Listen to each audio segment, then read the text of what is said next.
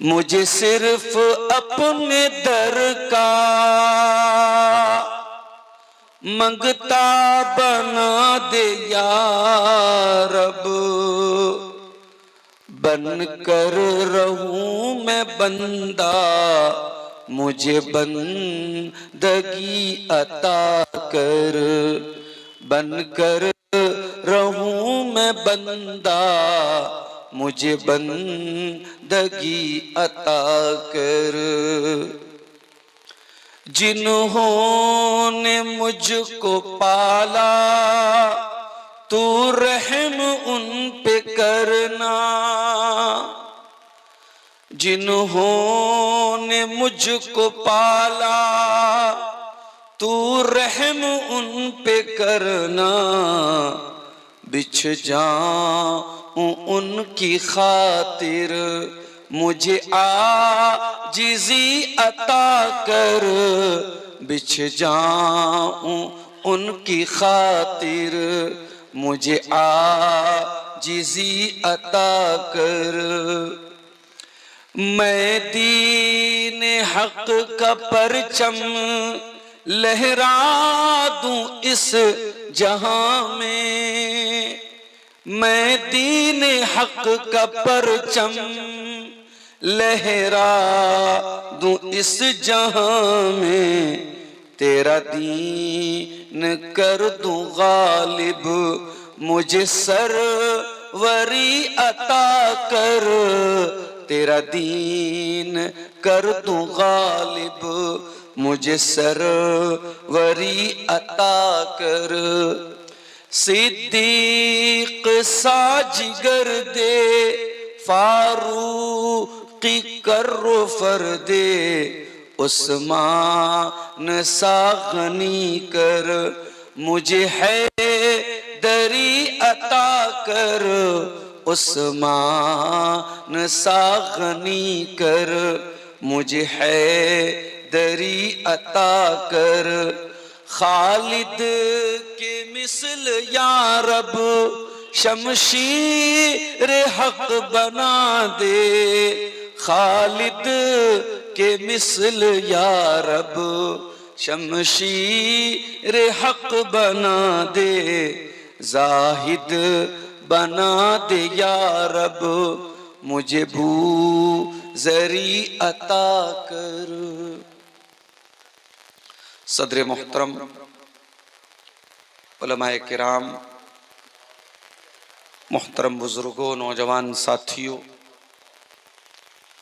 माओं और बहनों, प्यारे बच्चों, रत्नी के आज के इस प्रोग्राम में अल्लाह के फजलो करम और उसकी तौफीक से आपके सामने हाजिर होने का मौका नसीब हुआ। इसी गांव में इसके पहले भी एक दो मर्तबा दावत मिली, लेकिन कुछ नागुज़ीर असबाब की बुनियाद पर, कुछ वजूहात की बुनियाद पर हर मर्तबा मैं मजबूरी की वजह से प्रोग्राम में शामिल नहीं हो पाया। लेकिन आज का ये प्रोग्राम बड़ी कामयाबी के साथ अब तक चला और मुझसे पहले मौलाना हुसैन सलफी हफिज़हुल्लाह, जो इस जलसे का एक बुनियादी मकसद है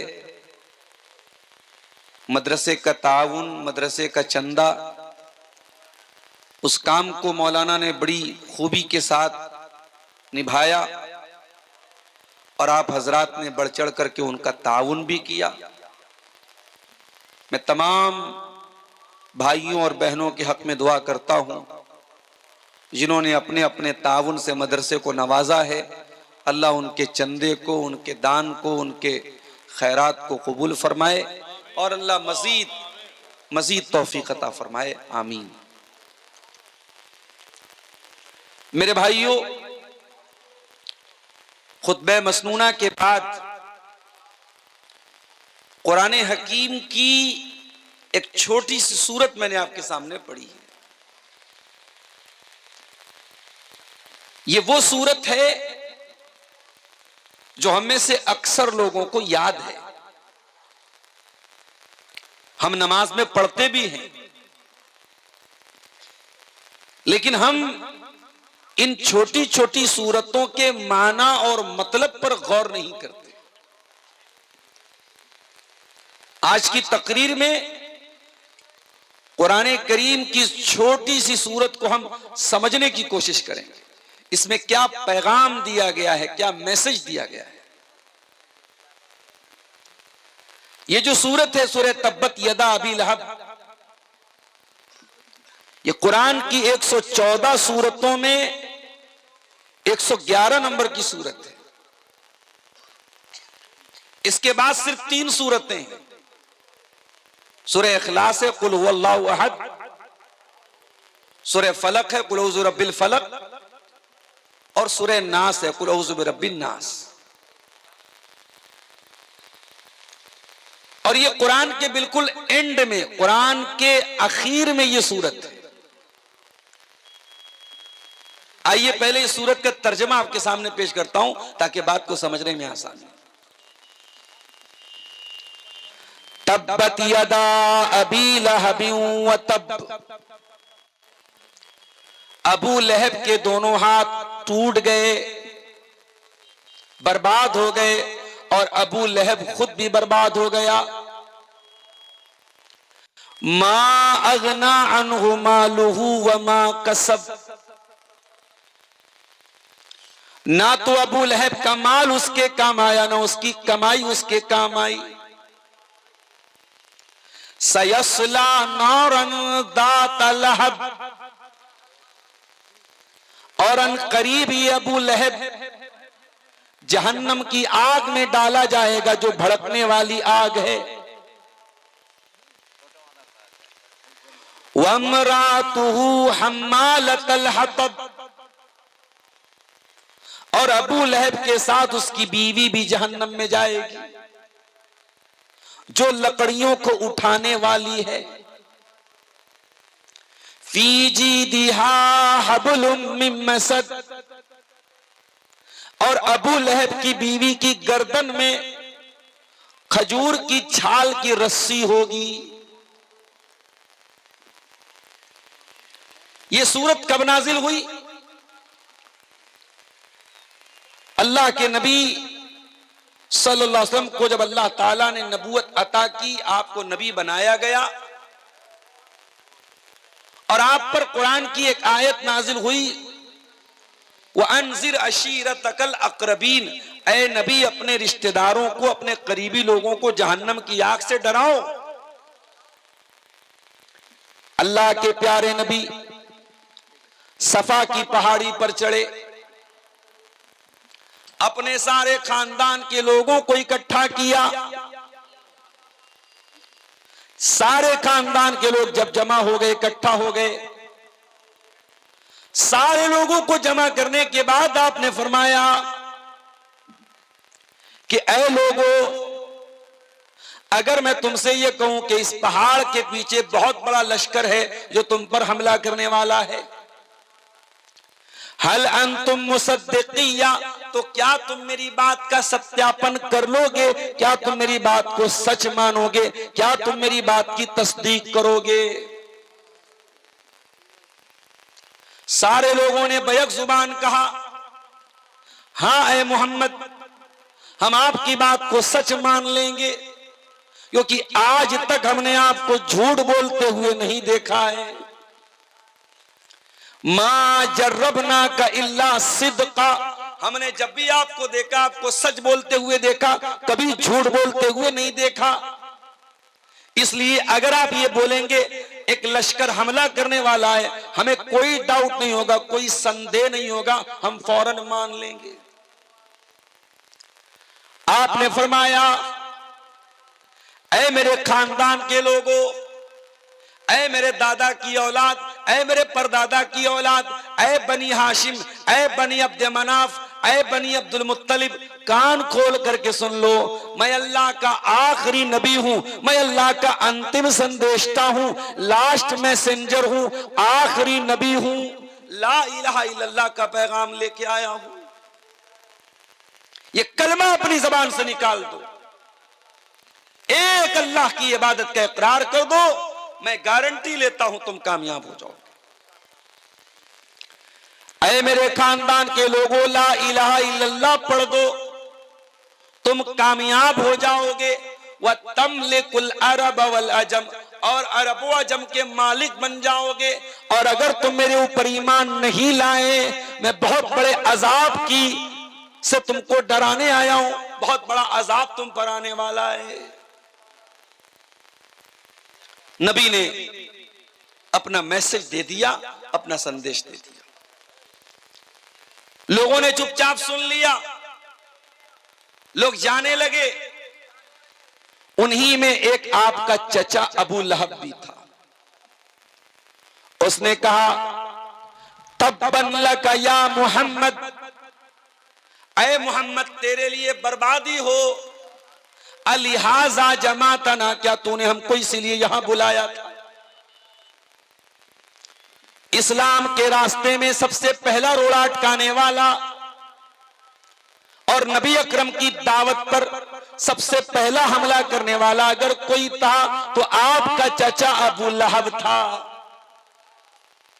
इसीलिए अल्लाह ताला ने कुरान की ये सूरत उतार दी, तब्बत यदा अबी लहब, ऐ मेरे नबी को गाली देने वाला, ऐ मेरे नबी को बुरा भला कहने वाला, और मेरे नबी के लिए ये जुमला इस्तेमाल करने वाला कि ऐ मोहम्मद सल्लल्लाहु अलैहि वसल्लम आप तबाह हो जाएं, ऐ अबू लहब तूने मेरे नबी को इतना बुरा कहा, कान खोल के सुन ले, अब तेरे बारे में कुरान की आयतें उतारूंगा जो कयामत तक पढ़ी जाएंगी। नबी के दुश्मन तो बहुत सारे थे, मगर किसी और दुश्मन का नाम लेके कुरान करीम में कंडेम नहीं किया गया है। अगर किसी दुश्मन का नाम लिया गया है, नबी के किसी दुश्मन का, तो अबू लहब का लिया गया है। अच्छा, ये अबू लहब था कौन? ये नबी का चचा था। इसका नाम था अब्दुल उज्जा, और ये बहुत गोरा चट्टा था, बहुत खूबसूरत था, बहुत हैंडसम था।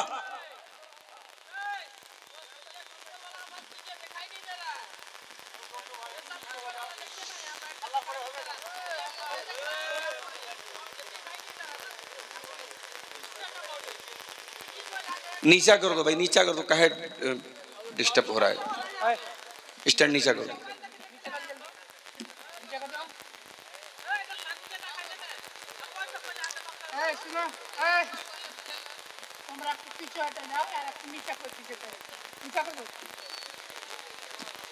अबू लहब बहुत खूबसूरत था। अरबी जबान में लहब बोलते अंगारे को। इतना सुर्ख रंग था उसके चेहरे का, इतना गोरा चट्टा था, उसको अबू लहब बोलते थे, अंगारे का बाप। बहुत पैसे वाला भी था और बहुत बड़े खानदान का भी था, अल्लाह के नबी के खानदान का था। अब्दुल मुत्तलिब का बेटा था, हाशिम का पोता था, कुरैश खानदान का था। यानी इसका मतलब यह हुआ कि अबू लहब के पास वो सब कुछ था जो आमतौर से दुनिया में लोग तमन्ना करते हैं। भाई आदमी दुनिया में तीन चीजें चाहता है, इज्जत मिल जाए, दौलत मिल जाए, खूबसूरती मिल जाए। अबू लहब के पास इज्जत भी है, दौलत भी है, खूबसूरती भी है, बहुत बड़े खानदान का है, अल्लाह के प्यारे नबी के खानदान का है, चचा है नबी का। खूबसूरत इतना है कि अबू लहब कहा जाता है उसको, और दौलत बहुत थी उसके पास, और 3 बेटे भी थे, जवान बेटे। लेकिन उसकी जिंदगी का एक ही मकसद था, अल्लाह के प्यारे नबी को तकलीफ पहुंचाना। हज का सीजन आता था, दूर दूर से लोग हज करने मक्का में आते थे। अल्लाह के नबी मक्का के बाजारों में जाते थे, हाजियों का हाथ पकड़ के उनको तौहीद की दावत देते थे, इस्लाम के बारे में समझाते थे, अपनी रिसालत के बारे में बताते थे। जब अल्लाह के नबी लोगों का हाथ पकड़ पकड़ के इस्लाम के बारे में समझाते थे, पीछे पीछे आपका चचा अबू लहब आता था और कहता था इसकी बात न सुनना, इन्नहु साबी, ये तो साबी है, ये तो बेदीन है, ये तो पागल है, ये तो शायर है, ऐ लोगों मेरे भतीजे की बात मत सुनना। लोग आकर के पूछते कि ये जो अपने आप को नबी कह रहे हैं, ये कौन है जो इनकी तरदीद कर रहा है, कौन है जो इनकी बात को गलत कह रहा है? पता चलता कि चचा है। जब ये पता चलता कि चचा है तो लोग कहते चचा तो भतीजे को ज्यादा जानता है, अगर चचा की नजर में ये गलत है तो इसका मतलब कि ये सही नहीं है। एक बात बोलूं, इंसान दुनिया में दुश्मन से हार सकता है, दुश्मन से जीत सकता है, अपनों से जीतना बहुत मुश्किल है। वो एक शेर है कि हमें तो अपनों ने है लूटा, गैरों में कहां दम था, कश्ती हमारी डूबी, पानी जहां पे कम था।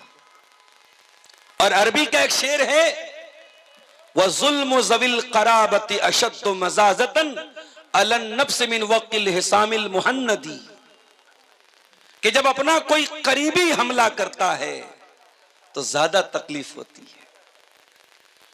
अबू लहब नबी का चचा था, नबी चाहते तो पलट के जवाब दे सकते थे, लेकिन चूंकि चचा का दर्जा बाप के बराबर है, अल्लाह के प्यारे नबी ने फरमाया अल अम्मु सिनउर अम्मुर रजुल सिनउ अबी, इंसान का चचा उसके बाप के बराबर होता है।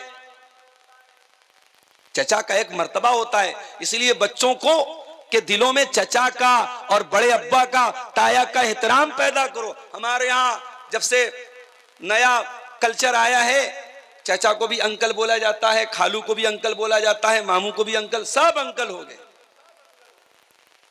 सारे अंकलों में एक अंकल वो भी है जो आपका भाई है और आपके बच्चों का चचा है या आपके बच्चों का ताया है, उसका दर्जा बहुत बड़ा है। अल्लाह के नबी ने फरमाया चचा बाप के बराबर होता है।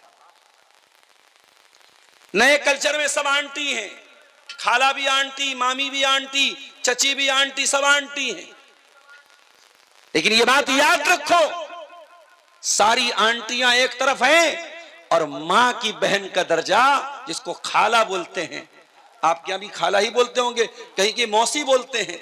खाला या मौसी जो होती है, अल खालतु बिमंजिलतिल उम, अल्लाह के नबी ने फरमाया खाला मां के बराबर होती है।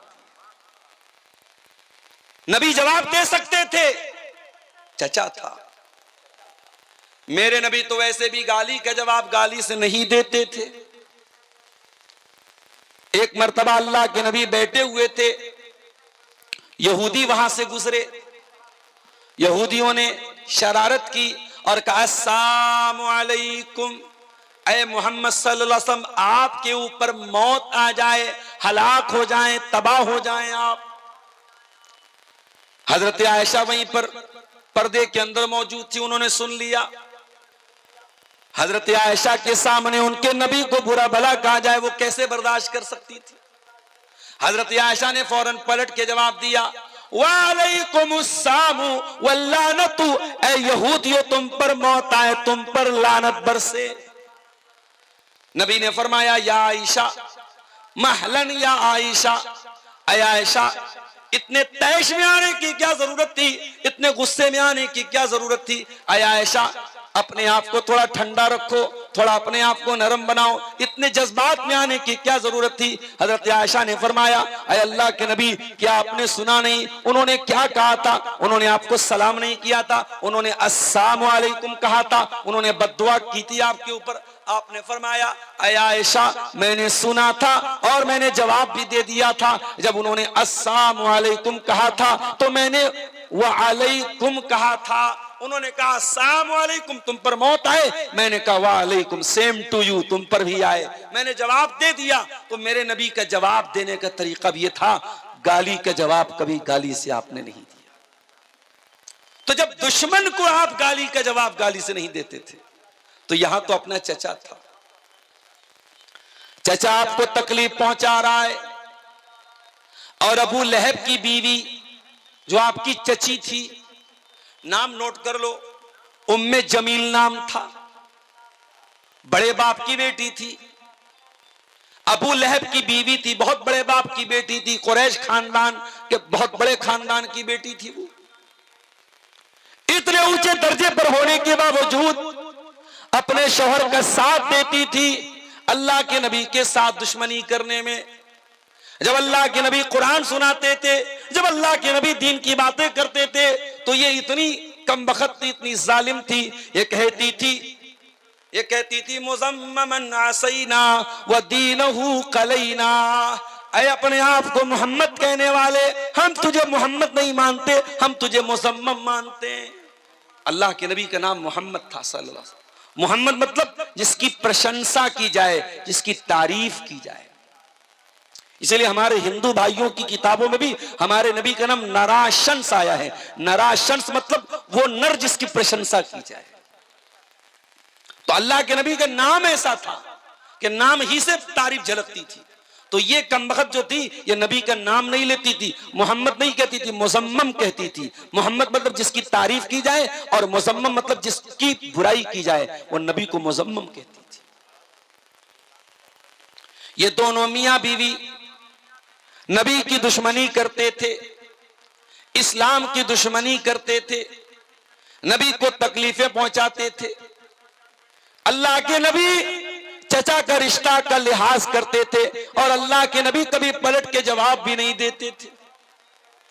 पता ये चला, जब अपना कोई रिश्तेदार तकलीफ पहुंचाए और रिश्ते में वो बड़ा हो, तो रिश्ते का लिहाज रखा जाए, नजरअंदाज कर दिया जाए। अगर किसी का बाप अपनी औलाद के साथ ना इंसाफी करे, बेटा सब्र से काम ले, बाप अगर ना इंसाफी करेगा अल्लाह क्या पकड़ा जाएगा। अगर बड़ा भाई छोटे भाई के साथ ज्यादती करे, छोटा भाई बदतमीजी न करे, सब्र से काम ले, बर्दाश्त से काम ले, बड़ा भाई अगर गलत करेगा अल्लाह क्या पकड़ा जाएगा। रिश्तों में जो बड़े हैं, बड़ों को बड़ाई देनी चाहिए। अल्लाह के नबी ने तो जवाब नहीं दिया, मगर अल्लाह ने जवाब दिया और कुरान की ये सूरत उतार दी। पता ये चला कि नबी का हक बहुत बड़ा है। अगर अल्लाह के नबी को बुरा भला कहा जाए तो अल्लाह के नबी का डिफेंस करना चाहिए। अगर अल्लाह के नबी की शान पर हमला किया जाए, आपको गाली दी जाए, आपकी शान पर हमले किए जाएं, तो मुसलमान का कर्तव्य है, मुसलमान की जिम्मेदारी है, मुसलमान की रिस्पॉन्सिबिलिटी है कि वो अपने नबी का डिफेंस करे। बेगैरत है वो मुसलमान, बेहया है वो मुसलमान जिसके सामने उसके नबी को गाली दी जाए और गाली देने वालों को जाकर के वो इस्तिकबाल करे। इसी मुल्क में देखिए आप, सोशल मीडिया पर आपको ऐसे लोग भी मिलेंगे। एक वो औरत आजकल बड़ा चल रही है, कौन इलाही करके उसका नाम है, बड़ी मर्दूद है वो औरत, खुलेआम इस्लाम के दुश्मनों से गले मिलकर के बातें करती है। एक कोई फैज खान साहब हैं, वो भी इस्लाम के दुश्मनों के सपोर्ट में और इस्लाम के खिलाफ बातें करते रहते हैं, और मीडिया ऐसे लोगों को बड़ा कवरेज देता है। आज के दौर का मीडिया, हमारे मुल्क का मीडिया, आप इस्लाम को चार गाली दे दीजिए, अल्लाह के नबी के बारे में कुछ बुरा भला कह दीजिए, जन्नत का मजाक उड़ा दीजिए, जहन्नम का मजाक उड़ा दीजिए, मीडिया आपको कवरेज देगा। यह बात याद रखो मेरे भाइयों, नबी की शान सबसे बड़ी है। अगर नबी की शान पर हमला हो तो आपका खून खौल जाना चाहिए, आपके जज्बात भड़क जाने चाहिए। मैं आपसे यह नहीं कहता आप कानून अपने हाथ में ले लें, आप कोई ऐसा काम करें जो कानून के खिलाफ हो, कतान नहीं, लेकिन हां नबी का कोई बुरा भला कहा जाए और आपको कोई फर्क ना पड़े, आपके माथे पर कोई बल ना आए, इसका मतलब कि ईमान की गैरत आपके अंदर से निकल रही है मेरे साथ। अल्लाह के नबी का मकाम बहुत बड़ा है, जब जब नबी के ऊपर हमला किया गया, नबी को बुरा भला कहा गया, अल्लाह ने कुरान में अपने नबी का डिफेंस किया। नबी को अल्लाह ताला ने 4 बेटियां दी और बेटे जो हुए सब बचपन में इंतकाल कर गए। इब्राहिम पैदा हुए बचपन में इंतकाल कर गए, कासिम पैदा हुए बचपन में इंतकाल कर गए, अब्दुल्ला पैदा हुए बचपन में इंतकाल कर गए। लोगों ने कहा अरे ये नबी, इनकी तो नस्ल ही आगे नहीं बढ़ेगी, इनकी तो कोई औलाद ही नहीं है, इनका तो कोई बेटा ही नहीं है, ये तो दुम कटे हुए हैं। लोगों ने नबी को दुम कटा हुआ कहा, इनकी तो दुम कटी है, इनका कोई बेटा नहीं है। अल्लाह ने कुरान में सूरह कौसर नाजिल कर दी, इन्ना आतैना कल कौसर, ऐ नबी हमने आपको कौसर अता किया है, हमने आपको बहुत ज्यादा भलाई अता की है, बहुत ज्यादा बरकत अता की है, बहुत ज्यादा खैर अता किया है। फसल्ली लिरब्बिका वनहर, ऐ नबी आप अपने रब के लिए नमाज पढ़िए और अपने रब के लिए कुर्बानी कीजिए। इन्ना शानियका हुवल अबतर, ऐ नबी आप दुम कटे नहीं है, आपकी नस्ल खत्म होने वाली नहीं है, आपके दुश्मन की नस्ल खत्म होने वाली है। नबी की नस्ल कहां खत्म? कयामत की सुबह तक, जब तक दुनिया में एक भी मुसलमान मौजूद है, अशहदु अल्ला इलाहा इल्लल्लाह के साथ साथ आसमान में अशहदु अन्ना मुहम्मद रसूलुल्लाह की आवाज भी गूंजती रहेगी। नबी का नाम जब तक मुसलमान मौजूद है लिया जाता रहेगा। मेरे प्यारे साथियों, जब तक ये धरती है, जब तक ये आकाश है, जब तक ये चांद है, जब तक ये सितारे हैं, वरफ़अना लका ज़िक्रक, ऐ नबी हमने आपके जिक्र को बुलंद कर दिया, हमने आपकी शान को बुलंद कर दिया। नबी का नाम लिया जाता रहेगा। आज करोड़ों मुसलमान नबी पर जान छिड़कते हैं। आज अबू लहब को कोई नहीं जानता, अबू जहल को कोई नहीं मानता, आज इस्लाम के दुश्मनों का कोई नाम लेने वाला नहीं, लेकिन मेरे नबी पर जान छिड़कने वाले करोड़ों की तादाद। तो अल्लाह ने अपने नबी का डिफेंस किया। अबू लहब अपने हाथों से पत्थर मारा करता था अल्लाह के नबी को।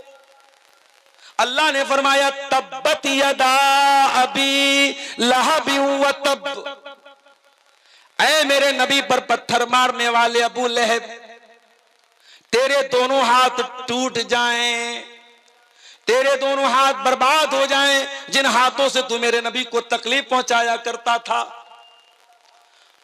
अच्छा, अबू लहब का नाम अब्दुल उज्जा था, लेकिन अल्लाह ने ओरिजिनल नाम बयान नहीं किया, अबू लहब बयान किया। ऐसा क्यों किया अल्लाह ने? यह बताने के लिए कि अबू लहब का नाम अबू लहब इसलिए पड़ा क्योंकि बहुत खूबसूरत था।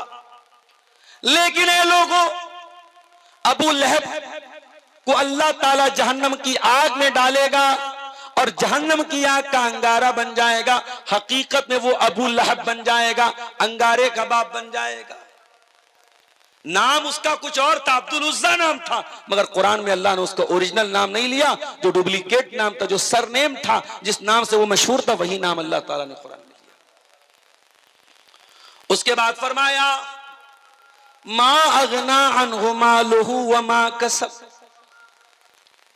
ना तो अबू लहब का माल उसके काम आया, ना उसकी कमाई उसके काम आई।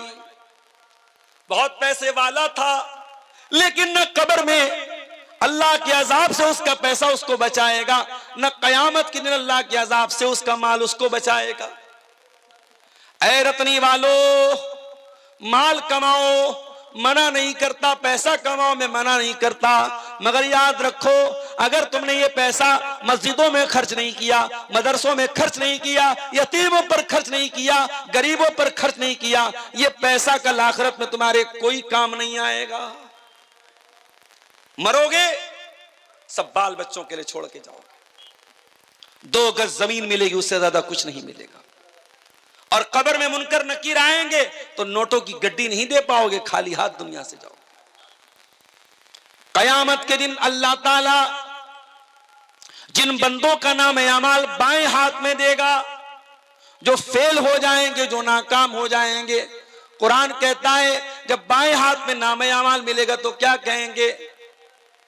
वह अम्मा मन ऊतिया किताबहू बिशिमालिही, जिसका नाम अमाल बाएं हाथ में दिया जाएगा, वो कहेगा या लैतनी लम ऊत किताबिया व लम अद्री मा हिसाबिया, ऐ काश मेरी किताब मुझको न दी गई होती, काश मैं अपना हिसाबो किताब न जानता। या लैतहा कानतिल काजिया, ऐ काश दुनिया में जो मौत आई थी उसी मौत पर मेरा काम तमाम हो गया होता। मा अगना अन्नी मालिया, मेरा माल मेरे किसी काम नहीं आया। कयामत के दिन आपका माल आपके कोई काम नहीं आएगा। अबू लहब का माल उसके कोई काम नहीं आया। वमा कसब, और उसकी कमाई उसके कोई काम नहीं। कमाई से क्या मुराद है? उलमा ने लिखा कमाई से मुराद बेटे हैं, उसके बेटे भी उसके कोई काम नहीं आए। 3 बेटे थे उसके, एक का नाम उतबा, एक का नाम उतैबा, एक का नाम मुअत्तब। उतबा, उतैबा, मुअत्तब 3 बेटे थे अबू लहब के। और उनमें से 2 बेटे अल्लाह के नबी के दामाद थे, रिश्ता तय हुआ था, शादी हुई थी, अभी रुखसती नहीं हुई थी। अल्लाह के नबी की मजली बेटी रुकैया और मजली से छोटी उम्मे कुलसूम, इन दोनों लड़कियों का निकाह तय हुआ था अबू लहब के 2 बेटों से, उतबा से, उतैबा से। मगर जब कुरान की ये सूरत उतर गई तब्बत यदा अबी लहब, अबू लहब ने अपने बेटों से कहा तलाक दे दो। तलाक दे दिया उन दोनों ने, अभी रुखसती नहीं हुई थी, तलाक हो गई। अब बाद में जो उतबा था वो तो ईमान ले आया, वो सहाबी हो गए उतबा। और जो उतैबा था वो नबी का दुश्मन था, अपने बाप का साथ देता था। एक मर्तबा उसने अल्लाह के नबी के मुंह पर आके थूक दिया। अल्लाह के नबी ने बद्दुआ की, ऐ अल्लाह तो अपने कुत्तों में से कोई कुत्ता इसके ऊपर मुसल्लत कर दे। नबी ने बद्दुआ की, अल्लाहुम्मा सल्लित अलैहि कल्बम मिन किलाबिक, ऐ अल्लाह तू अबू लहब के इस बेटे के ऊपर अपने कुत्तों में से कोई कुत्ता मुसल्लत कर दे। अबू लहब का ये बेटा उतैबा मुल्क के शाम जा रहा था अपने दोस्तों के साथ। रास्ते में एक बहुत खतरनाक किस्म का शेर आ गया जिसने इसके ऊपर हमला किया। इसके दोस्तों की आंखों के सामने उस शेर ने इसको चीर फाड़ के मार दिया, खत्म कर दिया। इसके दोस्तों की हिम्मत भी नहीं हुई कि अपने दोस्त को जाके बचा सके। नबी की बद्दुआ का यह असर था, अल्लाह ताला ने शेर को भेजा और शेर चीर फाड़ के उसको खा गया, खत्म कर दिया। तो 2 बेटे इसके ईमान लाए थे, उतबा और मुअत्तब, और उतैबा ईमान नहीं लाया था। और अबू लहब मरा कैसे था?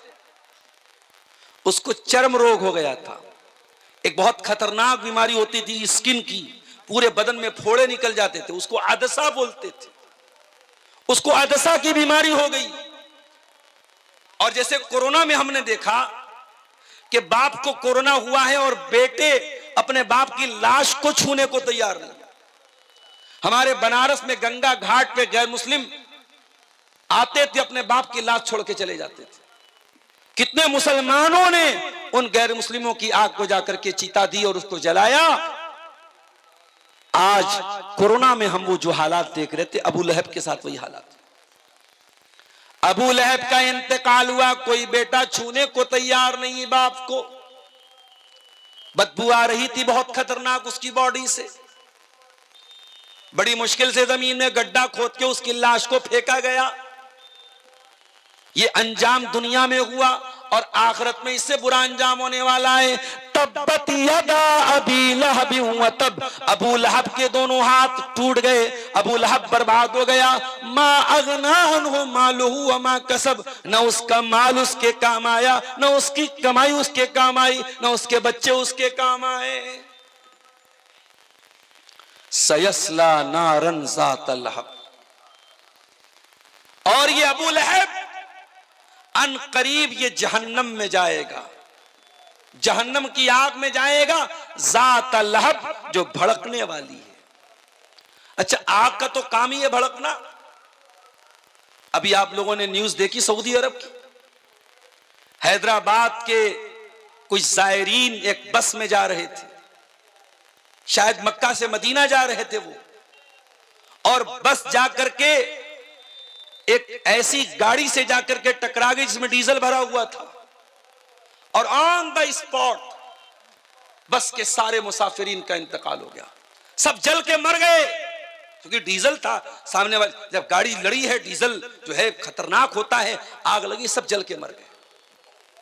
जब गाड़ी लड़ी है ड्राइवर कूदा था, और ड्राइवर के से सटा हुआ ड्राइवर के बगल में एक लड़का जिसका नाम सलमान था, ड्राइवर ने उससे भी कहा तुम भी कूद जाओ, वो भी कूद गया, सिर्फ वही एक लड़का बचा, बाकी सब लोग मर गए उस हादसे में। और उम्रा पर जाने के पहले उसी सफर में हैदराबाद की एक पूरी फैमिली जिसमें 20 लोग थे, उन लोगों ने एयरपोर्ट पर पूरे परिवार के साथ फोटो लिया था। आज सोशल मीडिया पर वो फोटो वायरल हो रहा है। जाने के पहले फोटो लिया था, उसमें छोटे छोटे बच्चे भी थे, औरतें भी थीं, बूढ़े भी थे, जवान भी थे, 20-25 लोग थे पूरे परिवार के, पूरा खानदान जल के मर गया। क्या भरोसा है जिंदगानी का, आदमी बुलबुला है पानी का। एक हादसा होता है, इंसान दुनिया से चला जाता है, सिर्फ उसकी यादें रह जाती हैं, उसकी फोटो रह जाते हैं। उसका फेसबुक अकाउंट है, आज कोई चलाने वाला नहीं, उसका बैंक अकाउंट है, आज उसको कोई और इस्तेमाल कर रहा है, उसकी चीजों को कोई और इस्तेमाल कर रहा है। यही हकीकत है मेरे प्यारे साथियों। दुनिया सयस्ला नारन ज़ाता लहब, दुनिया की आग तो जलती है और जलने के बाद बुझ जाती है, लेकिन ऐ मेरे बंदो एक आग ऐसी भी है जो कभी बुझने वाली नहीं है, कभी ठंडी होने वाली नहीं है। सयस्ला नारन ज़ाता लहब, अबू लहब उसी आग में जाएगा जो हमेशा भड़कती रहेगी, जो कभी बुझेगी नहीं, कभी खत्म नहीं होगी। दिल्ली में कार में विस्फोट हुआ, सीएनजी की कार थी। अभी हमारी सुरक्षा एजेंसियां तहकीक कर रही कि विस्फोट कैसे हुआ, हकीकत अल्लाह बेहतर जानता है। लेकिन आप गौर कीजिए, जब आग लगती है दुनिया में और कोई जलता है, एक बार जलता है, एक बार उसकी चमड़ी जलती है, उसके बाद या तो वो मर जाता है या बच जाता है। जलने की तकलीफ एक बार होती है, मगर जहन्नम की आग दुनिया की आग से ज्यादा खतरनाक होगी। वो सीएनजी की आग नहीं होगी, वो डीजल की आग नहीं होगी। फरमाया या अय्युहल्लज़ीना आमनू कू अनफुसकुम व अहलीकुम नारा, ऐ ईमान वालो बचाओ अपने आप को और अपने घर वालों को उस आग से जिसका ईंधन इंसान और पत्थर होंगे, जो सीएनजी से नहीं जलेगी, जो डीजल से नहीं जलेगी, जो एलपीजी से नहीं जलेगी, जो पेट्रोल से नहीं जलेगी, जो इंसानों से जलेगी, जो पत्थरों से जलेगी। दुनिया में एक बार जलने की तकलीफ होगी, जहन्नम में बार बार जलाया जाएगा। कुल्लमा नज़िजत जुलूदुहुम बद्दलनाहुम जुलूदन गैरहा, ऐ जहन्नमियों तुम्हारी चमड़ी एक बार जलेगी, हम दोबारा नई चमड़ी चढ़ा देंगे ताकि बार बार तुम्हें जलने की तकलीफ हो, जो तुमको जो जलने का जो दर्द होता है वो बार बार तुमको दिया जाए। ऐ जहन्नमियों एक बार जलोगे तो तकलीफ होकर के खत्म हो जाएगी, बार बार जलाया जाएगा, बार बार तुमको तकलीफ दी जाएगी। ओ दुनिया वालों, हम दुनिया की आग से अपने आप को बचाते हैं। हमारे बदन में कहीं चिंगारी लग जाए, जरा सा आग से जल जाए, हम फौरन उस पर मलहम लगाते हैं, ऑइंटमेंट लगाते हैं, कोई ऐसी चीज लगाते हैं कि जलने का निशान न रहे, जलने की तकलीफ खत्म हो जाए। मेरे प्यारे भाइयों, तुम दुनिया की आग में, दुनिया के गर्म पानी का अगर एक बूंद तुम्हारे हाथ पे गिर जाए तुम बर्दाश्त नहीं कर पाते हो। तुम जहन्नम का खौलता हुआ पानी और जहन्नम की आग कैसे बर्दाश्त करोगे मेरे प्यारे साथियों। इसीलिए अल्लाह कुरान में कहता है इन जहन्नम कानत मिरसादा, ऐ मेरे बंदो जहन्नम इंतजार कर रही है, जहन्नम घात लगा के बैठी है, अपने आप को जहन्नम की आग से बचा लो। दुनिया की आग से 70 गुना ज्यादा खतरनाक होगी जहन्नम की आग। सयस्ला नारन ज़ाता लहब, अल्लाह कुरान में कह रहा है अबू लहब जहन्नम में जाएगा। अच्छा यहां एक पॉइंट की बात बताऊं, यह सूरत कब नाजिल हुई? अबू लहब की जिंदगी में नाजिल हुई। अबू लहब अभी जिंदा है, मौजूद है, बाकी है, और कुरान की यह आयत उतर के क्या कह रही है? अबू लहब जहन्नम में जाएगा। इसका मतलब यह हुआ कि अल्लाह ताला मुहर लगा रहा है, अबू लहब ईमान नहीं लाएगा, उसका इंतकाल, उसकी मौत कुफ्र पर होगी।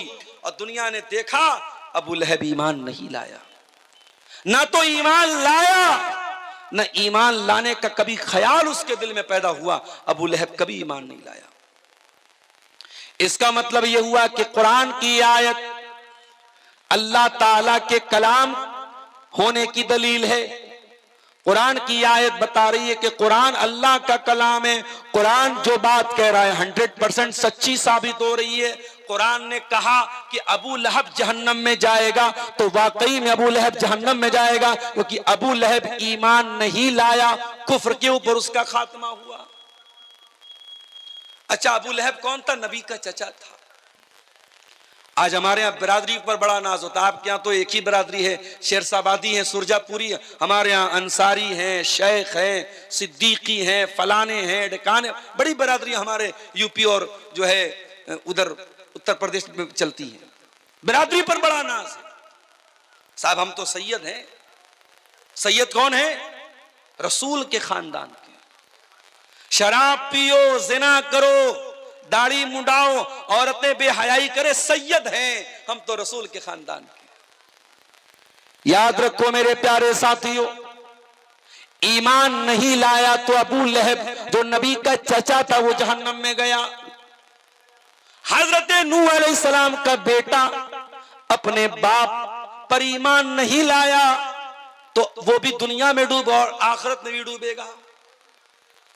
पैगंबर थे नूह अलैहिस्सलाम, 950 साल तक अल्लाह ताला के दीन की तबलीग करते रहे, मगर अपने बेटे को नहीं बचा पाए।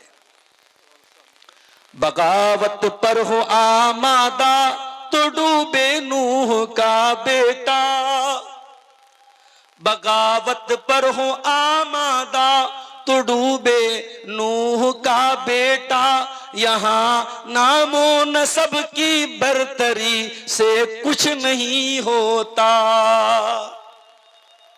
तू है कौन? मेरा बाप बहुत अच्छा था।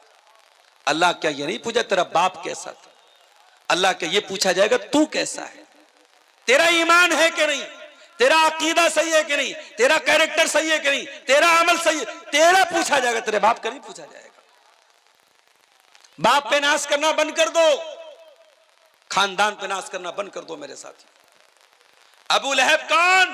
नबी का चचा, अब्दुल मुत्तलिब का बेटा, हाशिम का पोता, और जहन्नम की आग में जल रहा है। इसीलिए हजरत अली रजी अल्लाह तआला अन्हु कहते हैं, फला तत्रुकी तक़वत्तिकालन अलन नसब, इंसान की कीमत उसके अखलाक से होती है। ऐ लोगों, तुम हसब और नसब पर भरोसा करके, खानदान पर भरोसा करके, बिरादरी पर भरोसा करके अल्लाह से डरना न छोड़ना, तकवा न छोड़ना। फकद रफाल इस्लामु सलमाना फारसिन, इस्लाम ने ईरान के रहने वाले, फारस के रहने वाले सलमान फारसी के मकाम को बढ़ा दिया। वज़ा शरीफन नसब अबा लहब, और अबू लहब जो बहुत ऊंचे मर्तबे वाला था उसको इस्लाम ना लाने की वजह से जहन्नम की आग में जाना पड़ेगा। अल्लाह ताला के हसब व नसब की कीमत नहीं है मेरे साथी। अल्लाह की कीमत अखलाक की, अल्लाह की कीमत अकीदे की, अल्लाह की कीमत अमल की। सयस्ला नारन ज़ात लहब, अबू लहब जहन्नम की आग में डाला जाएगा। और बड़े गौर से सुनना मेरे भाइयों, वमरातुहु हम्मालतल हतब, और अबू लहब जब जहन्नम में जाएगा तो अकेला नहीं जाएगा, अपनी बीवी के साथ जाएगा। उसकी बीवी भी जहन्नम की आग में जाएगी। बताइए चला, अगर अबू लहब करेला था तो उसकी बीवी नीम चढ़ी थी। कहते ना, एक तो करेला ऊपर से नीम चढ़ा। अगर शौहर बुरा है तो कभी कभी बीवी नेक होती है तो शौहर को सुधार देती है, मगर यहां एक तो करेला ऊपर से नीम चढ़ा था, शौहर भी गड़बड़, बीवी भी गड़बड़। इसलिए जब रिश्ता तय करने जाओ तो बहुत सोच समझ के रिश्ता तय करो। मेरी प्यारी माँ और बहनों, जब बहू देखने जाओ तो ये मत देखो कि खूबसूरत कितनी है, ये देखो दीनदार कितनी है। अल्लाह के प्यारे नबी फरमाते हैं तुन कहल मरातु ले अरबईन ले मालिहा व ले हसबिहा व ले जमालिहा व ले दीनिहा। जब औरत का निकाह होता है 4 चीजें औरत के अंदर देखी जाती हैं। माल देखा जाता है, खूबसूरती देखी जाती है, दीनदारी देखी जाती है, खानदान देखा जाता है। आपने फरमाया फज़फर बिज़ातिद्दीन, तुम दीनदार को लेके आ जाओ, कामयाब हो जाओगे। आज क्यों घर बिगड़ रहे हैं? आज क्यों सास बहू का रिश्ता खराब हो रहा है? आज क्यों नंदी और भाभी आपस में लड़ रही हैं? आज क्यों देवरानी जेठानी के झगड़े चल रहे हैं? क्योंकि हमने पैसा तो देखा, हमने बिरादरी तो देखी, हमने लंबा चौड़ा जहेज तो देखा, हमने घर मकान तो देखा, मगर हमने दीनदारी नहीं देखी। घर में औरत लाओ तो दीनदारी देख के लाओ मेरे साथ। आजकल लव मैरिज का बड़ा मामला चल रहा है। लोग पूछते भी मौलवी साहब लव मैरिज करना कैसा है? मैं साफ साफ जवाब देता हूं, इस्लाम में लव मैरिज का कोई तसव्वुर नहीं है। इस्लाम में लव मैरिज का कोई तसव्वुर नहीं, कोई कॉन्सेप्ट नहीं है। इस्लाम में लव आफ्टर मैरिज का कॉन्सेप्ट है। पहले प्यार करो फिर शादी करो, माफ करना ये इस्लाम का कॉन्सेप्ट नहीं है। शादी करके मोहब्बत करो, ये इस्लाम का कॉन्सेप्ट है। और हां, अगर किसी को कोई लड़की खूबसूरत लग ही जाए तो इस्लाम ने तरीका बताया है। औरत इस्लाम की नजर में कोई नौकरानी नहीं है, नौकरानी से कोई भी मिल सकता है। औरत इस्लाम की नजर में महारानी है। नौकरानी से मिलने के लिए कोई प्रोटोकॉल नहीं है, नौकरानी से मिलने के लिए कोई इजाजत नहीं लेनी पड़ती, मगर महारानी से मिलने के लिए परमिशन लेना पड़ता है, इजाजत लेनी पड़ती है, टाइम लेना पड़ता है, अपॉइंटमेंट लेना पड़ता है। इस्लाम कहता है औरत तू महारानी है। अगर कोई लड़का तुझे हासिल करना चाहता है, तुझे बीवी बनाना चाहता है, तुझे लेकर के वो कोर्ट मैरिज नहीं कर सकता, तुझे लेकर के वो घर से भाग नहीं सकता। अगर भागेगा तो जिना माना जाएगा, कोर्ट मैरिज करेगा तो हराम माना जाएगा। ऐ औरत तू महारानी है और महारानी को पाने के लिए उसके पीए से मिलना पड़ता है। ऐ औरत अगर तुझसे किसी को शादी करना है तो तेरे बाप से मिलकर के रिश्ता भेजना पड़ेगा, तेरे भाई से मिलकर के रिश्ता भेजना पड़ेगा, प्रॉपर चैनल से आना पड़ेगा, बैक डोर से नहीं आना पड़ेगा। इसलिए अपनी बहनों को भी एक पैगाम देता हूं, अगर कोई लड़का आपसे मोहब्बत का इकरार कर रहा है, रात दिन मैसेज करके आई लव यू लिख रहा है, वीडियो कॉल पर आपसे मोहब्बत का इजहार कर रहा है, इंस्टाग्राम पर आपसे मोहब्बत का इजहार कर रहा है, मेरी बहनों तुम धोखे में ना आना, तुम उसके धोखे में ना आना। वो तुमसे जिना करके तुमको जहन्नम में लेके जाना चाहता है। अरे जो तुमसे सच्ची मोहब्बत करेगा वो जिना करके जहन्नम में लेके नहीं जाएगा, वो निकाह करके, वो सही तरीके से निकाह करके तुमको अपनी शरीक हयात बनाएगा, अपना लाइफ पार्टनर बनाएगा और तुमको जन्नत में लेके जाएगा।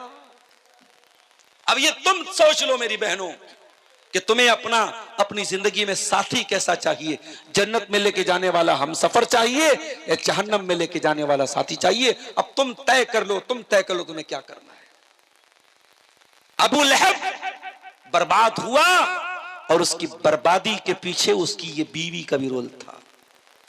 अगर उसको बीवी कैसे मिलती, हजरत आसिया के जैसी बीवी मिलती तो शायद अबू लहब का अंजाम इतना बुरा ना होता। आसिया कौन थी? फिरौन की बीवी थी। फिरौन कौन था? बहुत बड़ा जालिम था, बच्चों का कातिल था, मगर उसकी बीवी ईमान ले आई। फिरौन की बीवी हजरत मूसा अलैहिस्सलाम पर ईमान ले आई और जब ईमान लाई फिरौन ने उसको जेल में डाल दिया, हाथों में जंजीर डाल दी गई, पैरों में बेड़ी डाल दी गई।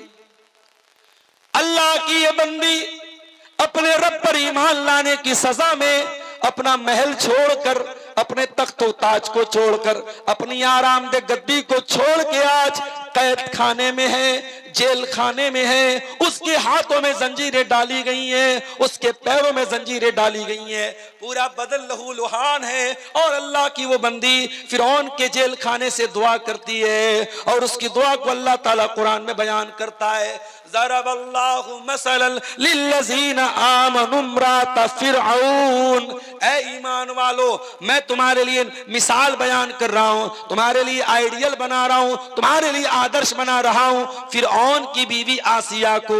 इज़ क़ालत रब्बि इब्नि ली इंदक बैतन फिल जन्ना। जब फ़िरऔन की बीवी दुआ करती हैं, हज़रत आसिया दुआ करती हैं, ऐ अल्लाह तू जन्नत में मुझे एक महल अता फरमा, व नज्जिनी मिन फ़िरऔन व अमली, और मुझे फ़िरऔन से बचा ले, मुझे फ़िरऔन के अमल से बचा ले, व नज्जिनी मिनल कौमि ज़ालिमीन, मुझे जालिमों से बचा ले। अल्लाह अकबर। तो अल्लाह ने दोनों एग्जाम्पल हमारे सामने पेश कर दिया। मेरी प्यारी माँ और बहनों, अल्लाह ने दोनों मिसालें पेश कर दी। अब तुम तय कर लो, तुम्हें फ़िरऔन की बीवी आसिया के जैसा बनना है या अबू लहब की बीवी उम्मे जमील के जैसा बनना है। अबू लहब की बीवी कैसी थी? हम्मालतल हतब, लकड़ियों को उठाया करती थी। उलमा ने लिखा लकड़ी को उठाने का दो मतलब है। एक मतलब तो यह चुगलखोर थी, रिश्तों में दरार डाला करती थी, लकड़ी डाला करती थी, रिश्तों को तोड़ा करती थी, इसलिए अल्लाह ने उसको हम्मालतल हतब कहा। ऐ मेरी प्यारी माँ बहनों, अगर हो सके तो रिश्ता बनाने वाली बनना, रिश्ता तोड़ने वाली कभी ना बनना, वरना अबू लहब की बीवी के साथ तुम्हारा हशर होगा। चुगलखोर न बनना, रिश्तों में दरार डालने वाली न बनना, अगर हो सके तो मिलाने वाली बनना। कभी किसी की दुश्मनी में नफरत का पेट्रोल मत डालना, कभी नफरत का जहर मत डालना। इसीलिए अल्लाह के नबी फरमाते हैं, अगर आपस में झगड़ा हो जाए, उस झगड़े को जो बढ़ाता है, अल्लाह के नबी ने फरमाया हियल हालिका, रिश्तों को तोड़ना, रिश्तों को काटना, ये इंसान की नेकियों को खत्म कर देता है, रिमूव कर देता है, मिटा देता है, दीन को मिटा देता है, इस्लाम को मिटा देता है। और अगर कोई रिश्तों को जोड़ता है, मेल मिलाप कराता है, इस्लाह कराता है, अल्लाह के नबी ने इसको नमाज से बेहतर कहा, सदका से बेहतर कहा, जिहाद से बेहतर कहा। इसलिए अगर दो लोगों में दूरी है, दरार है, तो दरार को दूर करने वाले बनो, दरार को बढ़ाने वाले मत बनो मेरे प्यारे साथी। यहां तक के इस्लाम में झूठ बहुत बड़ा गुनाह है, लेकिन अगर दो लोगों को मिलाने के लिए झूठ बोलना पड़े तो इस्लाम ने झूठ भी बोलने की इजाजत दी। अल्लाह के प्यारे नबी सल्लल्लाहु अलैहि वसल्लम फरमाते हैं, लैसल कज़्ज़ाबुल्लज़ी युस्लिहु बैनन्नास, जो लोगों के बीच में सुलह कराता है, अगर वो झूठ भी बोलते तो उसका झूठ झूठ नहीं लिखा जाएगा, वो झूठा नहीं है जो सुलह कराने के लिए झूठ बोले। तो अबू लहब की बीवी कैसी थी? हम्मालतल हतब, लकड़ी लगाने वाली थी, लकड़ी उठाने वाली थी। एक मतलब तो यह है इस आयत का। और दूसरा मतलब क्या है? अबू लहब की बीवी लकड़ियां इकट्ठा करती थी, कांटे इकट्ठा करती थी और अल्लाह के नबी के रास्ते में बिछा दिया करती थी, नबी को तकलीफ पहुंचाया करती थी।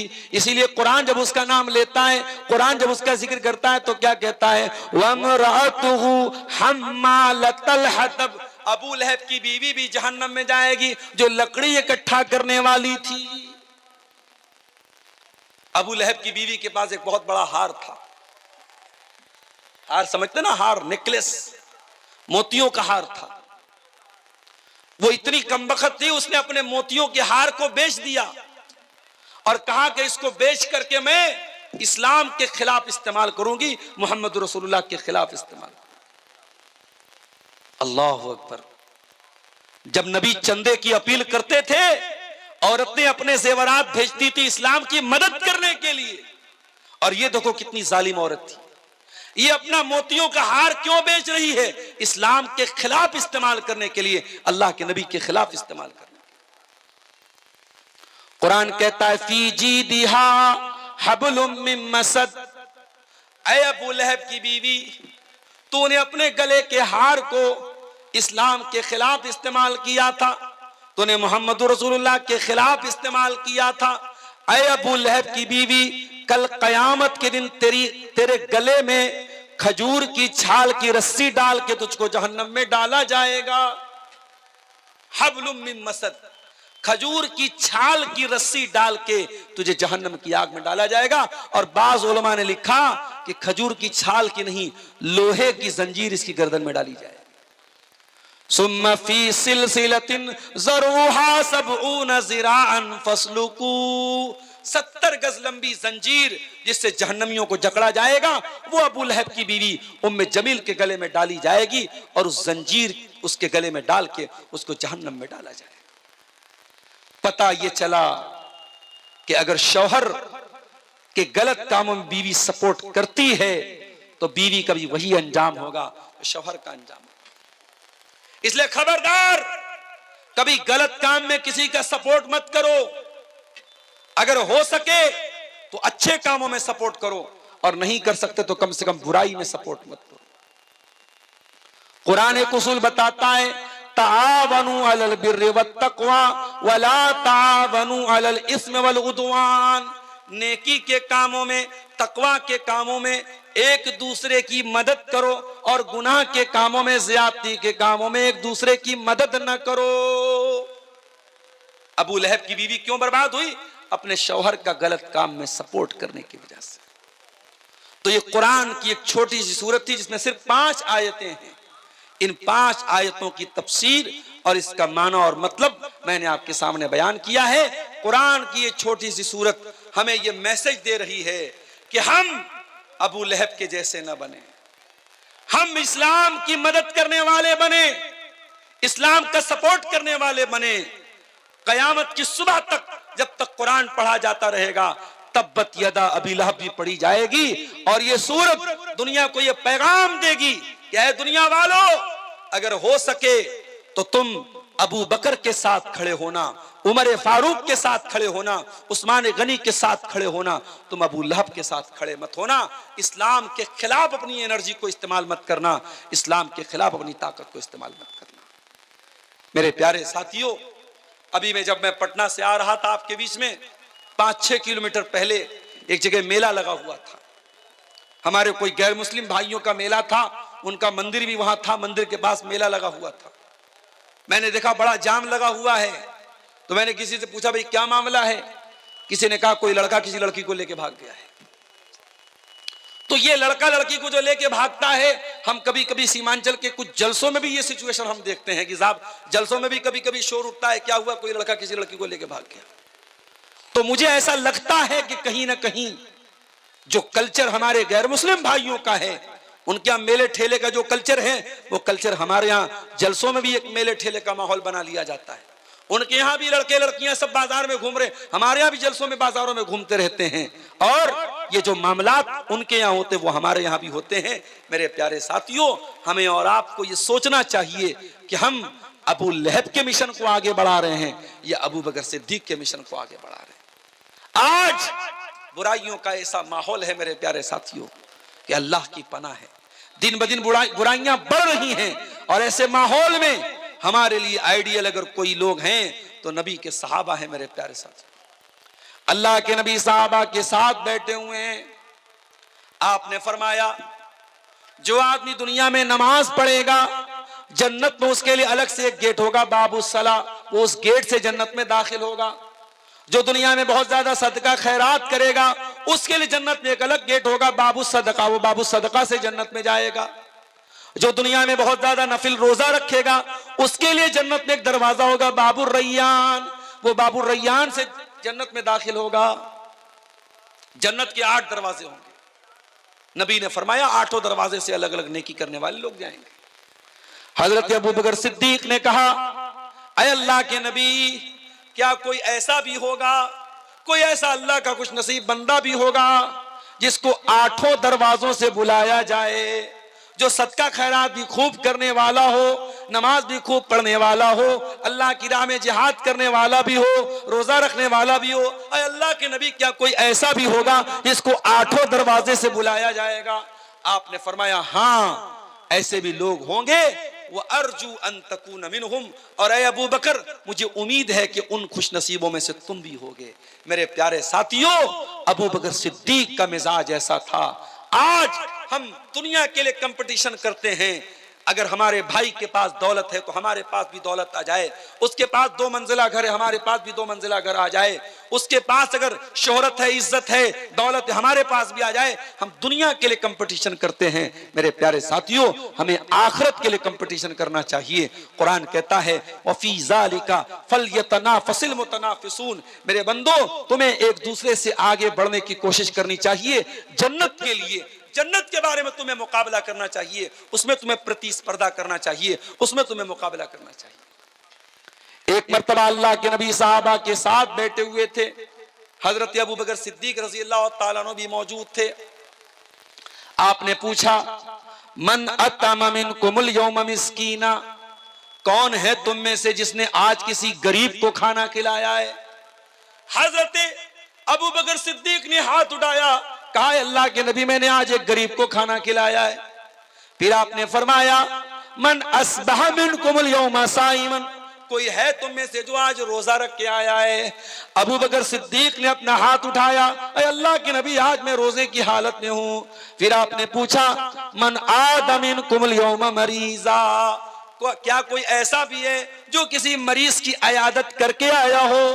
अबू बकर सिद्दीक ने हाथ उठाया, कहा हाँ अल्लाह के नबी मैंने एक मरीज की अयादत भी की है। फिर आपने पूछा क्या कोई ऐसा भी है जिसने किसी मुसलमान के जनाजे में शिरकत की हो? फिर अबू बकर सिद्दीक का हाथ उठा, हाँ अल्लाह के नबी मैंने एक मुसलमान के जनाजे में भी शिरकत की है। जरा गौर करो मेरे प्यारे साथियों, अल्लाह के प्यारे नबी नेकी का नाम लेते चले जा रहे हैं और हर नेकी पर अपना हाथ उठा रहे हैं। हजरत अबू बकर सिद्दीक रज़ी अल्लाह तआला अन्हु, और यही वो अबू बकर सिद्दीक हैं। नबी ने फरमाया ऐ अबू बकर तुमने इतने सारे नेकी के काम किए हैं, ये सारे नेकी के काम अगर एक दिन में 24 घंटे में अगर कोई एक आदमी करता है वो जरूर जन्नत में जाएगा। मेरे प्यारे साथियों, ये अबू बकर सिद्दीक हैं। मैं अबू बकर सिद्दीक का नाम इसलिए ले रहा हूं, मैं दोनों एग्जाम्पल आपके सामने पेश कर रहा हूं, एक नबी का चाहने वाला, एक नबी से दुश्मनी करने वाला। एक अबू बकर जो जिंदगी में भी नबी के साथ थे और इंतकाल भी नबी के साथ इंतकाल के बाद भी वहीं पे दफन हैं और कयामत के दिन नबी के साथ रहेंगे। और एक अबू लहब है जो दुनिया में जलील होकर के कुत्ते की मौत मरा और आखिरत में भी जहन्नम की आग में डाला जाएगा। मेरे प्यारे साथियों, अब हमें और आपको तय करना है हमें कौन सा किरदार अपनाना है, हमें कौन सा कैरेक्टर अपनाना है। हमें अबू बकर सिद्दीक वाला कैरेक्टर अपनाना है या अबू लहब वाला कैरेक्टर अपनाना है। और हमारी माँ बहनों को भी तय करना चाहिए कि उन्हें हजरत मरियम का कैरेक्टर अपनाना है, हजरत आसिया का अपनाना है या उम्मे जमील का अपनाना है, फिरौन की बीवी का अपनाना है। और मेरे प्यारे साथियों, सूरह तब्बत यदा अबी लहब की मुख्तसर सी तफसीर आपके सामने इस उम्मीद के साथ मैंने पेश की है कि हम इस कुरान करीम की छोटी सी सूरत जो हमें याद है इस पर हम गौर करेंगे और इससे जो नसीहतें हमें मिलती है उस पर इंशाअल्लाह हम अमल करेंगे। हम रब्बुल आलमीन से दुआ करते हैं, इलाही आलमीन तू हमें कुरान करीम की सूरत पर अमल करने की तौफीक अता फरमा।